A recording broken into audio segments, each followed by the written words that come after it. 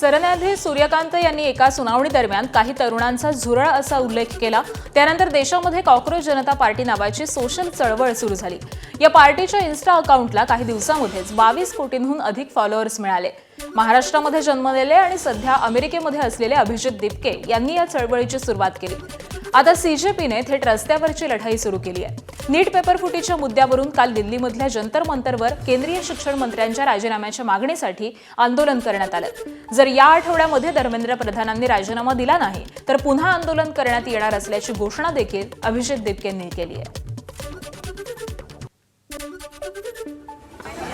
5 बच्चों ने सुसाइड कर लिए, फिर भी आपने रिजाइन नहीं किया है। इसके बाद हम ये मूवमेंट को देश भर में लेकर जाएंगे और ये मूवमेंट तब तक जारी रहेगा जब तक धर्मेंद्र प्रधान रिजाइन नहीं करते, और इसको हम देश भर में लेकर जाएंगे और हम फिर से एक बार दिल्ली में इकट्ठा होंगे।